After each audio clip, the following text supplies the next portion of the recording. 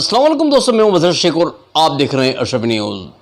दोस्तों, वक़्फ़ amendment bill pass होने के बाद अब जो है वो यूसीसी यानी कि गुजरात में जो यूसीसी लागू करने की बात कही जा रही है, इस पर गुजरात प्रदेश कांग्रेस समिति माइनॉरिटी डिपार्टमेंट की जानिब से एक मीटिंग का आयोजन किया गया था। दोस्तों, इस मीटिंग की अगुवाई भरत सिंह सोलंकी पूर्व प्रमुख गुजरात प्रदेश कांग्रेस समिति के हैं, उन्होंने की।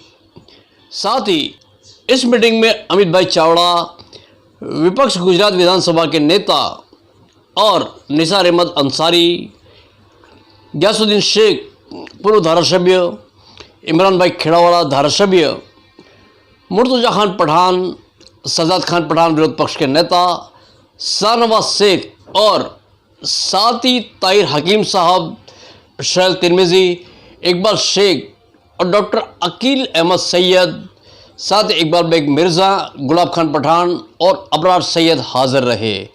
दोस्तों, बड़ी तादाद में गुजरात भर से मुसलमानों ने यहाँ पर शिरकत की और इस बिल को समझने के लिए सभी ने अपने अपने तरीके से यहाँ पर प्रवचन दिए और लोगों को किस तरीके से अपने तरीके से इसकी मुखालिफत करनी है, इस बात पर जोर दिया। इस बिल से क्या क्या नुकसानात मुस्लिम कम्युनिटी को सहन करने पड़ सकते हैं, इस बात पर भी खास जोर दिया। गहराइयों से उन दो व्यक्तियों का स्वागत करना चाहिए जो हमारी कौम के खिलाफ जो काला कानून आ रहा है, जिसमें दिल से और अपने जिगर से जो खुलकर हमारे विरोध में शामिल हो रहे हैं, ऐसे हमारे पूर्व केंद्रीय मंत्री और गुजरात कांग्रेस के हमारे दिग्गज नेता ऐसे भरत सिंह भाई के लिए मैं खास बोलूंगा कि गुजरात के सभी मुसलमानों के तालियां बजानी चाहिए कि हमारी इस लड़ाई में वो शामिल हुए। गुजरात विधानसभा के हमारे विरोध पक्ष के नेता, मैं मानता हूं कि जब हमारी अभी चर्चा हो रही थी, उन्होंने कहा मुझे कि गुजरात विधानसभा में इस काले कानून का कांग्रेस पार्टी के द्वारा पुरजोश से विरोध किया जाएगा। ऐसे अमित भाई चावड़ा जी के लिए भी खास आप सबके तालियां बजानी चाहिए। हमारे कौम की लड़ाई में कौम के लोग तो शामिल होते हैं, लेकिन जब पॉलिटिकल पार्टी के हमारे दो दिग्गज नेता इस मीटिंग में हमारे बीच में उपस्थित होते हो, तो मैं समझता हूं कि गुजरात के सभी मुसलमानों को आज पता चल जाना चाहिए कि इस काले कानून के खिलाफ गुजरात प्रदेश कांग्रेस समिति मुसलमानों के साथ कंधे से कंधे मिलाकर खड़ी हुई है। साथियों, आज की दोस्तों, सिंगल पॉइंट एक एजेंडा है। इस देश में बढ़ती महंगाई हो, इस देश में बढ़ती बेरोजगारी हो, इस देश में बढ़ते स्वास्थ्य के मुद्दे हो, किसानों के मुद्दे हो, महिला सुरक्षा के मुद्दे हो, इन सभी से ध्यान भटकाने के लिए इस प्रकार का काला कानून सिर्फ एक कौम पे लगातार डाला जा रहा है। इस देश में जिस प्रकार की परिस्थिति है, उस पर लोगों का ध्यान ना जाए, उसलिए मुसलमान कौम को दबाया जा रहा है। और मुझे बड़े गर्व से कहना पड़ रहा है कि जब वक़्फ़ का बिल लोकसभा में रखा गया और वक़्फ़ के लिए भी अहमदाबाद शहर में काफ़ी उसकी मुहिम चलाई गई। हमारे एडवोकेट इकबाल भाई शेख ने भी उसमें बढ़ चढ़कर हिस्सा लिया था, ग्यासू भाई ने, सोहेल भाई ने, इमरान भाई ने, और पूरे आज छाती तान कर सभी कांग्रेस के कार्यकर्ता आज कह पा रहे हैं कि जिस तरीके से कांग्रेस पार्टी ने लोकसभा में उस बिल का विरोध किया, रात को 2 बजे तक चर्चा की गई और लगातार कांग्रेस पार्टी के सभी सांसदों ने उस बिल के खिलाफ जाकर अपना वोटिंग किया। फिर मुसलमान कौम की तरफ से हार जीत का जो भी फैसला हो, लेकिन सबसे बड़ी बात यह है, हमारे नबी ने फरमाया है कि लड़ाई जब हो तो लड़ाई में लड़ना जरूरी है, चाहे हार जीत हुई हो, चाहे हार हुई हो, लेकिन उन तमाम सांसदों का मुसलमान कौम की तरफ से दिल की गहराइयों से हम लोग सबका शुक्रगुजार करते हैं कि उन्होंने इस काले कानून के खिलाफ लोकसभा में अपनी बात रखी। साथियों, आने वाले समय में जैसे NRC CA आया, जैसे UCC आ रहा है, वक़्फ़ का काला कानून आ रहा, ट्रिपल तलाक का कानून आया, लगातार हमारे शरीयत पर, हमारे मुसलमान कौम पर हमला किया जा रहा है। कहीं ना कहीं बाबा साहब का बनाया हुआ संविधान की धज्जियां उड़ाने का कार्य जो भारतीय जनता पार्टी लगातार करती हो, मैं सभी लोगों को कहना चाहूंगा कि एक लोकतांत्रिक तरीके से इस बिल का पुरजोश से विरोध गुजरात में होना चाहिए। उत्तराखंड में इस बिल को लागू किया गया। 2 दिन पहले हमारे धारासभ्य इमरान भाई और पूर्व धारासभ्य ग्यासू भाई कमेटी को भी मिलकर आए।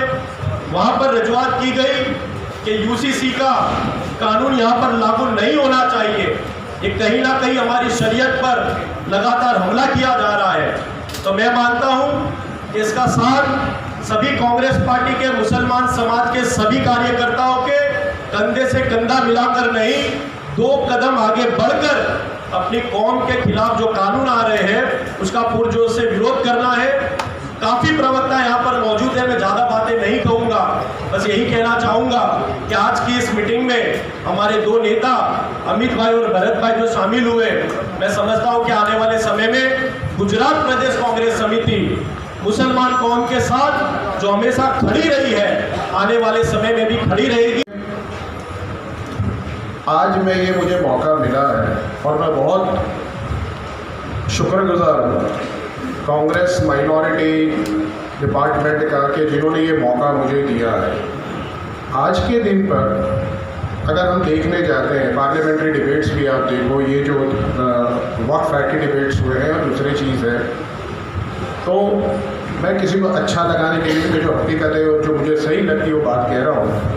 सिर्फ अगर एक कोई पार्टी है कि जो हमको खुल के सपोर्ट कर रही है तो कांग्रेस, और वो हमारे हक के लिए हमारे साथ में खड़ी है।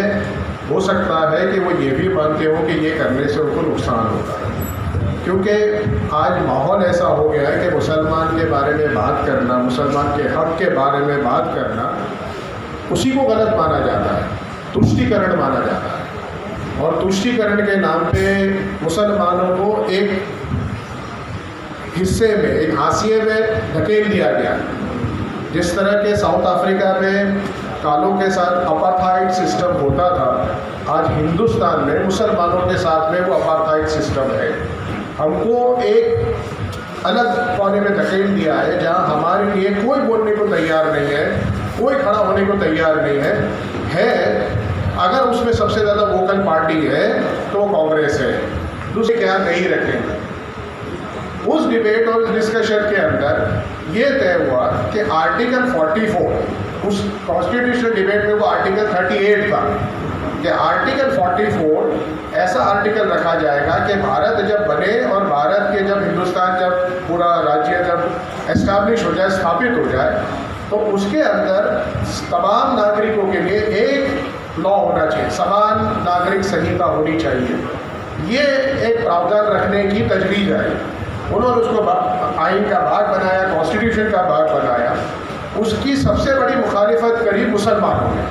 मुसलमानों ने उसके सामने एतराज़ जताया कि अगर ऐसा कोई कानून रखा गया, ऐसा प्रावधान बंधारण में रखा गया और कल उसकी अमलवारी हुई तो मुसलमान अपनी शरीयत पे, अपने पर्सनल लॉ पर अमल नहीं कर सकेंगे।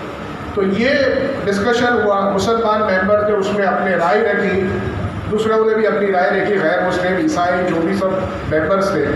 और उसके बाद में डॉक्टर अंबेडकर साहब ने मुसलमानों को आश्वासन दिया। ये आप सबको याद रखना चाहिए, ये आश्वासन हमारे लिए बहुत ज़रूरी है। और ये आश्वासन हमारी आज हिंदुस्तान में जो हैसियत है उसकी एक जड़ है। अगर ये आश्वासन हमसे ख़त्म कर दिया जाता है तो हम हिंदुस्तान में कैसे रहेंगे हमको सोचना पड़ेगा, हमारे पर कैसे मुश्किलें आ पाएंगी। अंबेडकर साहब ने ये कहा कि सुधारा हम मंजूर नहीं करते हैं। उन्होंने सुधारा ये रखा कि भाई पर्सनल लॉज से जो कम्युनिटी गवर्न होती है या जिनके पर्सनल लॉज हैं उनको ये समान नागरिक संहिता लागू नहीं होगी, ऐसा प्रावधान करना चाहिए बंधारण में। अंबेडकर साहब ने कहा कि नहीं, हम ऐसे आपके सुधारे को नहीं मानते, लेकिन मैं आपको आश्वासन देता हूँ कि ये ज़ोर ज़बरदस्ती से नहीं लाया जाएगा। और और आइंदा हिंदुस्तान की सरकार को, पार्लियामेंट को, संसद को जब इसकी ज़रूरत महसूस होगी तो संसद ये कायदा लाने की कोशिश करेगी। उसके अंदर अल्फाज है Endeavour, state shall make an Endeavour. Endeavour का मतलब होता है कोशिश करना, प्रयत्न करना, यानी कोशिश करेगी, ज़बरदस्ती नहीं करेगी। और वो लाया जाएगा हिंदुस्तान की पूरी टेरिटरी पे, यानी पूरे हिंदुस्तान पे लाया जाएगा। ये नहीं है कि हिंदुस्तान के एक राज्य में लाया जाएगा या उस राज्य में या इस राज्य में, नहीं, पूरे हिंदुस्तान पे लाया जाएगा। और वो जोर जबरदस्ती कंपलसरी नहीं होगा, वॉलेंटरी होगा, मर्जियात होगा, यानी जिसको जिसकी मर्जी आए वो समान नागरिक संहिता से अपने मामला चलाए और जिसको मर्जी ना हो वो अपने पर्सनल लॉज पे चले। तो जो कर रहे हैं और हम लोग को सुनना नहीं चाहते, तो हमारी जिम्मेदारी बनती है इस पर मामला रजिस्टर कराएं ताकि सरकार के पास अगर 30 लाख में से 15-20 लाख मामले जाते हैं तो सरकार को भी सोचने पर मजबूर होगी। बहुत हमेशा ने जो बातें बताया कि पर्सनल लॉ बोर्ड के उनसे 5 करोड़ लोगों ने हिंदुस्तान में से मामले लेते थे और उसी वजह से उन्होंने कहा था कि इच्छनीय भी नहीं है, जरूरी भी नहीं, तो वो उसका असर होता है। आप यहाँ पे भी इंशाल्लाह देखें, अल्लाह ना करे अगर इसके बावजूद अगर कायदा बन जाता है तो भी हमें नाउम्मीद होने की जरूरत नहीं है। उत्तराखंड का जो हम लोग यहाँ पर इकट्ठा हुए हैं, मैं मानता हूँ कि बहुत ही हमारे लिए अहम और ज़रूरी जो ये मकसद है। बहुत खुशी की बात है कि कांग्रेस पार्टी से हमारे दिग्गज नेता भी हमारे समर्थन में, अमित चावड़ा जी जो विरोध पक्ष के नेता हैं वो भी आए हैं, और साथ ही साथ भरत सोलंकी जी और साथ में तमाम लोग यहाँ मौजूद हैं। दोस्तों, जिस वक्त पे यूसीसी की कमेटी फर्स्ट आई उसका बहुत गुप्त तरीके से उन्होंने उसका अनाउंसमेंट किया था, टेलीफोनिक जानकारी दी थी, किसी को पता नहीं था। लेकिन सोहेल तिरमिजी साहब और गुजरात टुडे ने इस बात को लोगों के सामने लाने का काम किया और सराहनीय, नहीं तो पता भी नहीं चलता और एक मीटिंग करके इस मामले को पूरा कर देते। जैसे गुजरात टुडे में ये बात आई, असेंबली चालू थी, इमरान खेड़ावाला ने वहाँ से तुरंत ही यूसीसी कमेटी को लेटर लिखा कि भाई एकमात्र विधायक मुस्लिम मैं हूँ 182 में, तुमने मुझे भी नहीं बुलाया और मेरे समाज को भी नहीं बुलाया। तो जैसे ही इमरान खेड़ावाला ने लेटर लिखा, ऐसे तुरंत ही उनको जवाब मिला कि आपको 6 बजे का वक्त दिया जाता है, अब आइए और आकर के यूसीसी पे अपनी बात को रखिए। इमरान भाई ने मुझे फ़ोन किया कि भाई 6 बजे का वक्त दिया है। मैंने इमरान भाई को कहा, मैंने इमरान भाई तुम हो या मैं हूँ, हमको तो पता ही नहीं है कि यूसीसी क्या है। जब हमको पता नहीं हम क्या बात रखेंगे? जब तक हम कानून के जानकार, शरई लोग बाबतों के जानकार लोगों से हम बात नहीं करते हैं, वहाँ तक जिस पर नहीं होगा। आप जाओ 6 बजे और 6 बजे जाकर के कहो कि हमारे समाज को और हमारी तंजीमों को भी आपको बुलाना पड़ेगा, और मैं आज मेरी रजूआत नहीं करता हूँ, मैं आने वाले दिनों में ही मैं मेरी जो है रजूआत करूँगा। तो उसके बाद उस बात को मानने भी रखा। उसके बाद अलग अलग तीन जगह पे इस कमेटियों की जो मीटिंग हुई, तुरंत ही हमने ताहिर हकीम साहब से बात की, क्योंकि अल्हम्दुलिल्लाह ताहिर हकीम साहब वो शख्सियत है कि जिन्होंने उत्तराखंड के कानून को पढ़ा भी है। दूसरा कि जब उसको चैलेंज किया गया है यार, जब वो बन जाने के बाद, तो उसमें जो 3 एडवोकेट की कमेटी है उसमें एक ताहिर हकीम साहब की है। दूसरे हमारे सोहेल तिरमिजी साहब, वो भी गुजरात कोर्ट के नाम के एडवोकेट हैं, उनसे बात हुई। इकबाल मिर्जा साहब से बात हुई, इसके बारे में कम से कम जल्दी से जल्दी मीटिंग हमारी होनी चाहिए। उसने भी हमारे उतला हजरात से इससे डिस्कशन किया और इस बात को जितना हो सका सबने मिलकर लोगों तक पहुंचाने की कोशिश की और ये मामला आगे बढ़ा।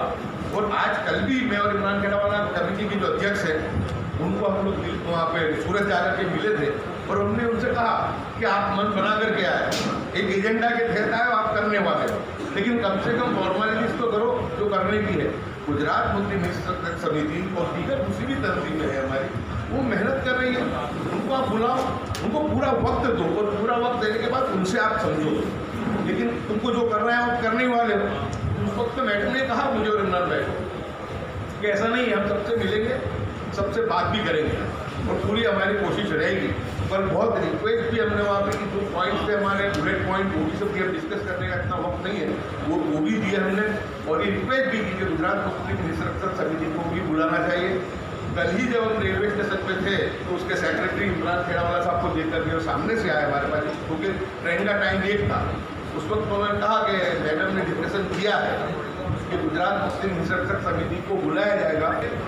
जो वक्त का जो कानून कल पास हुआ, मैं गुजरात भारत देश की संसद को जो 232 संसद सभ्य है, जिसकी अगुवाई कांग्रेस लीडरशिप कर रही है, राहुल गांधी जी कर रहे हैं, खड़गे जी कर रहे हैं, 232 लोगों ने जम करके इस वक्त बिल का विरोध किया। उसमें टीएमसी भी शामिल थी और दीगर सेक्युलर पार्टी भी शामिल थी।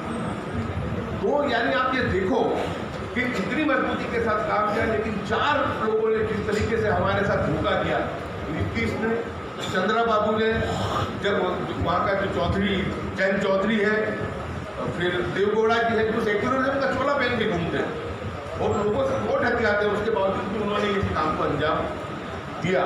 लेकिन मैं आपको कहूँ कि मुहिम हमेशा फायदा पहुंचाती है। मुस्लिम पर्सनल लॉ बोर्ड और दीगर संस्थाओं ने जो आंदोलन किया, जंतर मंतर पे किया, पटना में किया, आंध्र में किया, उसका नतीजा ये निकला। सामने बहुमति तो उनके पास थी, उस कानून को मंजूर तो करवाने वाले थे, लेकिन तकलीफ हमारे लिए ये थी कि हमारे लिए कांग्रेस के सिवा कोई दूसरा बोलता नहीं था। और कांग्रेस में भी लिमिटेड लोग बोलते थे, कांग्रेस में भी लिमिटेड लोग बोलते थे। लेकिन मुस्लिम पर्सनल लॉ बोर्ड ने जो आंदोलन किया, पूरे भारत देश में काली पट्टी बांधी गई, धरने प्रदर्शनी कार्यक्रम हुए, तो उससे ये फायदा हुआ कि 232 जो विपक्ष के जो सांसद थे, वो तमाम एकजुट होकर के मुस्लिम समाज के साथ खड़े थे। तो सबका जोरदार तालियों से हम स्वागत भी करना चाहिए और आज इस मीटिंग में ठहराव भी करना चाहिए कि गुजरात लघुमती समाज का जो माइनॉरिटी डिपार्टमेंट का जो कार्यक्रम था, वो 232 धारा संसद सभ्यों को अपनी तरफ से अभिनंदन देता है, या ठहराव करना चाहिए। और साथ साथ अवार्ड लेने का या क्रेडिट लेने का अब टाइम नहीं है। अब टाइम अपनी बका के लिए, हमारी औलाद के भविष्य के लिए लड़ने का टाइम है। और उस लड़ाई लड़ने के लिए, क्योंकि हमने देखा कि जब वक्फ बिल का मामला आया, इतना नंगा नाच मुस्लिम समाज के लोग कर रहे थे, जो भाजपा के दलाल है, भाजपा के भड़वे हैं। आज हम जो मकसद से यहाँ जमा हुए हैं, मकसद यही था कि यहाँ जो स्टेज के ऊपर बैठे हैं, जो एडवोकेट की जो पैनल है, चाहे हकीम साहब है, सोहेल सिद्दीकी साहब है, इकबाल भैया साहब है, गुलाम खान भाई है, इकबाल मिर्जा साहब है, और जो ताल्लुकात रखने वाले और हमेशा लड़ने वाले ऐसे कई एनजीओ है, वो यूसीसी के आज ये आंदोलन के अंदर जुड़े हैं। खास करके यासू भाई ने तफसील से बता दिया कि कल हम सूरत गए थे और सूरत के अंदर भी यही बात थी कि गुजरात हित रक्षक समिति, पूरे गुजरात का जिस तरह से तमाम समाज के लोग जुड़े हुए हैं हित रक्षक समिति के अंदर, इनको आपको बुलाना चाहिए। तो वहाँ के जो चेयरमैन थे रंजना बहन देसाई, उनको हमने रिक्वेस्ट की, उन्होंने हमको किया कि हम आपको इस समिति को हम जल्दी से बुलाएंगे। खास करके आज हम सब फिक्रमंद है कि यूसीसी के बारे में ताहिर हकीम साहब ने सब बता दिया, सोहेल सिद्दीकी साहब बैठे वो भी बताएंगे। लेकिन यह आरएसएस का एजेंडा है जो पूरे देश के अंदर और गुजरात के अंदर जिस तरह से मुस्लिम समाज को टारगेट बना के जो चलते हैं, वो एजेंडा का एक तरीका है। मैं विधानसभा की बात करूं कि अभी विधानसभा का सत्र भी खत्म हुआ, 30 दिन विधानसभा के अंदर मुझे बोलने का मौका मिला। जब जब मैं बोलने खड़ा होता था, मुझे मिलता था वक्त, उस वक्त जो लोग बीजेपी के जो बड़े नेता वो जैसे टारगेट बनाकर चलते थे। मुझे विधानसभा के अध्यक्ष को कहना पड़ा कि एक समाज को ये टारगेट बना रहे हैं, अध्यक्ष मुझे प्रोटेक्शन चाहिए। तो उन्होंने मुझे उस वक्त बोला कि इमरान भाई आप अपनी बात रख सकते हो, विधानसभा में आपको बोलने का अधिकार है, आपको बोलने का जो अधिकार दिया है लोगों ने दिया है। मैं आपको ये वादा करना चाहता हूँ कि अगर विधानसभा के अंदर ये बिल आता है तो गुजरात के अंदर 60 लाख मुसलमानों की आवाज़ बन के मैं आपका काम वहाँ करूँगा इंशाअल्लाह। कि आज जिस तरह से यासू भाई ने बताया और बहुत से नेताओं ने बताया कि कल लोकसभा के अंदर जिस तरह से वक़्फ़ का बिल मंजूर हो गया और 281 सांसद जो थे उन्होंने फेवर में वोट डाले और 232 जो लोग थे उन्होंने इनके खिलाफ वोट डाले। मैं ऐसे तमाम सांसदों का जो हिंदू मुस्लिम सिख ईसाई है जो देश की एकता के लिए जुड़े हैं, मैं तमाम लोगों का बहुत बहुत शुक्रगुजार करता हूँ। और आप सब हम सब मिल के यही बात करते हैं कि ये देश गंगा जमनी तहजीब से चलता है। चाहे आज हिंदुस्तान के नेताओं ने, भारतीय जनता पार्टी के नेताओं की बात करता हूँ कि हिंदू मुसलमान की राजनीति करके जिस तरह से माहौल को खराब किया है, उनके लिए मैं एक शेर पढ़ के मेरी बात को मैं पूरी कर दूंगा कि नेताओं ने एक ऐसा हिंदुस्तान कर दिया, नेताओं ने एक ऐसा हिंदुस्तान कर दिया, बेजान इमारतों को भी हिंदू मुसलमान कर दिया। हमारे 232 एमपीज ने वक़्फ़ के बारे में ताकत से लड़ाई की, राहुल जी की, खड़गे साहब के नेतृत्व में।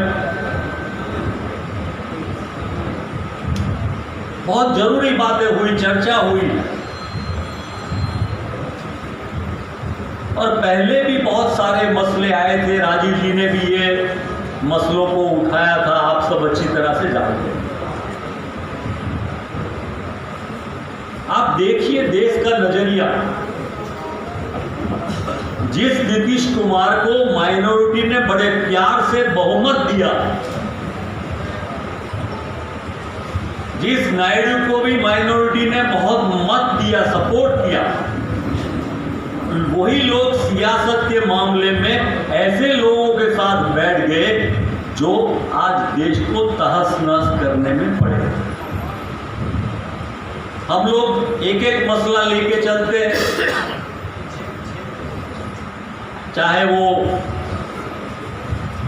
तलाक की बात हो, चाहे मुस्लिम पर्सनल लॉ की बात हो, चाहे वक़्फ़ की बात हो, एनसीआर की बात हो, और आज ये सिविल कोड की बात कर रहे हैं। ये बहुत बड़ी लड़ाई का एक छोटा हिस्सा है। हम तो यहाँ जो बैठे हुए सभी लोग खाते पीते घर के हैं, अच्छे खासे घर के, और ये देश किन लोगों का बना हुआ, जिसकी जरूरतें बहुत है, और आज़ादी की लड़ाई इसलिए लड़ी गई थी। पहले भी बहुत लोगों ने रूल किया इस देश को, और उसको बदलने के लिए जो लड़ाई लड़ी गई, जिसमें हिंदू, मुसलमान, सिख, ईसाई, पूरब, पश्चिम, उत्तर, दक्षिण, गुजराती, मराठी, बंगाली, कश्मीरी और तमिल सभी लोगों ने हिस्सा लिया। मकसद क्या था? देश के लोगों को आबाद करना, गुलामी की जंजीरों से मुक्त करना, अपने जीवन की जो रिचुअल्स है, ट्रेडिशन है, डाइवर्सिटीज जो है, उसको बचा के रखना। बाग में हर तरह के फूल होते हैं, तब बाग बहुत अच्छा लगता है। एक ही तरह के फूल लगाने से कोई बाग कभी दुनिया में कभी अच्छा नहीं बना। और ये करने की कौन ख्वाहिश रखता है? हिटलर, मुसोलिनी, कैसर विल्हेम, जो एक ही रंग में पूरे देश को दबा के करना चाहता है, क्योंकि आफ्टर ऑल उसके बाद पूरे देश को एक्सप्लॉइट किया जाए। ये यूसीसी की बात हम समझते हैं कि भाई हमारे खिलाफ है, सही बात है, पर उसका पर्पस हिंदुओं को भड़काना है। आज उनके पास जो डेमोक्रेटिक ताकत है, सियासी ताकत है, चाहे पार्लियामेंट में हो, चाहे असेंबली में हो, वो तो कर लेंगे, कानून तो पास कर ही लेंगे। हम लोग रोक नहीं पाएंगे कोई इतनी बड़ी क्रांति, इतना बड़ा आंदोलन हो जाए। वो तो दिख नहीं रहा है मुझे या आपको। चर्चा होगा, बात होगा, सुनेंगे, और सुनने के बाद तय तो कौन करेगा? वही लोग तय करेंगे। तब सवाल ये है कि ये गुमराह करने के लिए ऐसे ऐसे प्रोग्राम, ऐसे ऐसे कानून लाना चाहते हैं। उनको अपने आप पर भी भरोसा नहीं है कि वो अपने आप को राम मंदिर बना के, हिंदू राष्ट्र की बात करके, या किसी भी और सारी चीजें करके जानते हैं, क्योंकि आखिर में कोमा में मरता है तो मुसलमान, हिंदू, सिख, ईसाई सभी लोग मरते हैं। वो धर्म जाति से कोई मरता नहीं है। और मरने वाले को, उसके परिवार को पता चल जाए कि मेरे परिवार का कोई चला नहीं। इन पर पार्टीशन हुआ था तो आपस में काफ़ी दुश्मनावट थी, अभी प्यार मोहब्बत बनी नहीं थी। इसलिए ये कहा गया कि अभी ये यूसीसी का जो है उसको हम पोस्टपोन रखते हैं, इस पर अभी चर्चा नहीं करते हैं। पहले माहौल बनाना है भाईचारे का। पहले हिंदू और मुसलमान इतने करीब भाई बन जाए, एक दूसरे को मोहब्बत करने लग जाए, तो फिर हम इसके बारे में सोचें। अब उस वक्त जब जो भी माहौल था, उसके बाद 1950s, 60s, 1970s बहुत गलत देखा तो उनको मोबिलिटी के जरिए उनकी हत्याएं की गई। देखोगे तो हर एक मोड़ पे मिल जाएगी लाशें, ढूंढोगे तो इस शहर में कातिल न मिलेगा। उसके बाद में हमारे मस्जिद, मदरसे, दरगाह को टारगेट किया, बनाया, उनका रजिस्ट्रेशन का मामला किया और फिर उनका डिमोलिशन का मामला शुरू हुआ। आप गाजा में जो कुछ देखते हैं, इजराइल ने जो कुछ किया वो बॉम्बार्डिंग से किया और हिंदुस्तान की सरकार ने वो सब चीजें बुलडोजर के जरिए की। आज उसके बाद में वक़्फ़ का कानून कल पास हुआ और अब गुजरात के अंदर यूसीसी का कायदा लाने की बात चल रही है। ये सब चीजें अलग अलग नहीं है। इसका मकसद सिर्फ और सिर्फ यह है कि मुसलमान की पहचान इस मुल्क में बाकी न रहे। तुम इस्लाम के साथ अपने मुसलमान होने की हैसियत से इस मुल्क में जिंदा न रह